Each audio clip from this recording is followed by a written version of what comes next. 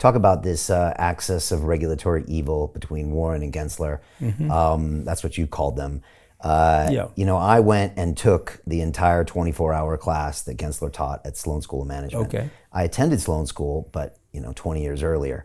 And when I watched it and took the whole class, I was struck by how well Gary understood blockchain. Yeah. He's very well versed in it and extremely intelligent. And at that time, apolitical about it, and said the Ethereum was not a security. Talking about Algorand, he's talking about the properties of the decentralization, the code. It's amazing. Well, he's an acolyte of Elizabeth Warren's. He wants to be the Treasury Secretary. Yes. And so you have to toe the party line then. Yeah, but he probably would need a sex change operation and a skin pigmentation change to be the Secretary of Treasury in the woke environment that we're living in now. I don't see a Goldman Sachs white male becoming the Secretary of the Treasury in a Biden administration. Maybe, but I don't think so. But I think he's decided, I'm going to go hard left. I'm going to sit at the desk of Elizabeth Warren. I'm going to write out her memos exactly the way she wants them. And maybe that's my path to this ambition that I have. I mean, it's disgusting, to be honest. How do you live that way? I just don't understand it. Oh, welcome to the world of politics. I mean, come on. You're running for mayor. Yeah, but still. Remember the scene in Animal Farm, the Orwellian movie? Yeah, Orwellian book. I recently listened to it again on Audible. So what happened? What happened to the pigs at the end of the book? At the very end, they're actually hanging out with the humans. Of course they are. Right. Well, the pigs are the smartest of the species. Yeah.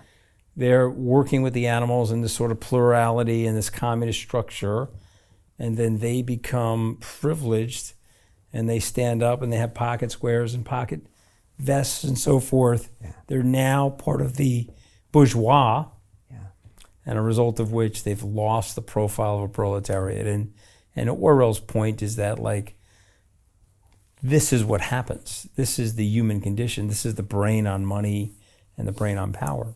That book, I mean, gave me shivers. I highly recommend people go read that or listen to it again. It's a great book. It's such a great book. He wrote that right here in London, not far from where I live in Hampstead. And I mean, it's heavy stuff. They said that wasn't a criticism of socialism. It was a criticism of the extreme version of socialism. Yeah.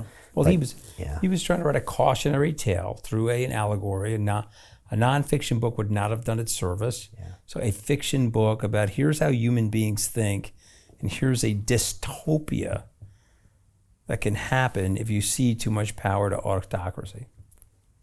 4 legs bad. 4 legs good, 2 legs bad, is what they say the whole time, talking about animals and humans. And at the very end, when the pigs become civilized, they say 4 legs good, 2 legs better, as they become part of the bourgeois. Yeah. So that's what's happening there as well. You got to be careful. I mean, there's a danger. Okay, so I turned 60 on the ominous day of the 6th of January. So on my 57th birthday, Trump was trying to overthrow the Capitol and retain power after losing an election. 3 years later, on my 60th birthday, my children said to me, "Hey, Dad, what have you learned at 60? And I've learned a lot, but there are 2 things that really stick out. Number one, people can't handle power. They're not designed for power. The power creates impulses in the brain that are indescribable. And so I just want to imagine someone like Vladimir Putin that has absolute monarchical power over his country. It has to drive him crazy because he's mortal. So I have this absolute power, and I have this control over this ephemeral thing. It's going to slip through my hands. They go crazy. They can't handle it. Also, the stakes are his life in this case, because there's not a lot of retired premiers that live. And it's about image, and it's about position, and it's about always being at war, like Orwell would say, so I can stay in power. And this is the problem of people who are focused on this sort of stuff. Okay. They drive themselves and the world crazy. Just to finish up on the Bitcoin thing, you were making these really cryptic tweets right before the ETF was approved. Yeah. And you were like, it's happening 3 more days. I told you it was going to happen on a Wednesday. Yeah, you knew exactly what was happening. You did. Because you had invested with BlackRock and you just knew what was going on. It didn't really have anything to do with that. I had a bet. There's a gentleman by the name of John Reed Stark who you could bring on if you want your viewers to really hate you and hate him. He'll he'll create a big reaction. He is my high school classmate, and he worked in the internet enforcement area of the SEC for 20 plus years. He's now a consultant. He's anti-crypto. He hates everything about crypto. There's nothing you can do to convince him. It doesn't matter. He hates it, hates it, hates it. And so we made a bet that the ETF was going to get passed. He's a former SEC guy, and he had an inside loop, and he knew he was losing the bet. So that's how I knew. He didn't tell me, but I cryptically figured it out. Okay. How big is this decision? Are we going to look back from it 10 years from now, 20 years from now? Yeah.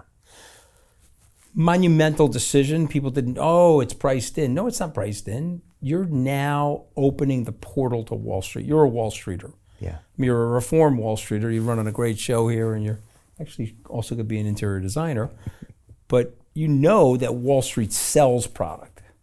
These products are sold, they're not bought. If Wall Street fires up the selling engine for Bitcoin, forget it. Finite supply. UBS on its own, UBS Wealth Management on its own could double the price of Bitcoin tomorrow. All they got to do is say, hey, we want 0.5% in Bitcoin in our tactical asset allocation portfolios. Let's go. Price will double tomorrow. Okay, right. There's that much pent-up demand. 100%, and there's no supply. Right, yeah. So we have pent-up demand and no supply. Okay. So imagine that. So Jim Rickards has just recorded a video that's not available to anyone in the public, and he's going to be talking about how this upcoming recession is going to be fast, it's going to be bloody, it's going to be nasty. But at the same time, he's going to show you how you can position yourself to profit from all of this chaos. Now, we've made this video only available to our viewers. Go to londonreal.tv/Jim. Watch that immediately. I can't say enough good things about Jim Rickards. He understands the global economic system better than any guest I've ever had on London Real. His predictions are almost uncannily true, and you can learn how to profit from his vision, from his expertise, and his understanding of economics. So go to londonreal.tv/Jim or click the link below. It's an excellent, excellent look on what's going to happen in the future and how you can position yourself to profit from that. Jim is one of the best in the business, one of my favorite guests on London Real, and he's very, very good at predicting the future and showing us all to profit from it. So click the link, and I hope you enjoy.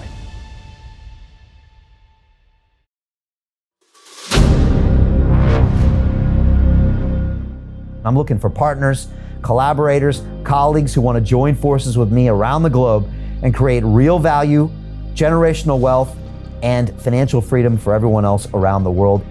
Get involved in the cryptocurrency markets, get involved in the NFT markets. This is your moment. Life all comes down to a few moments. Don't let this pass.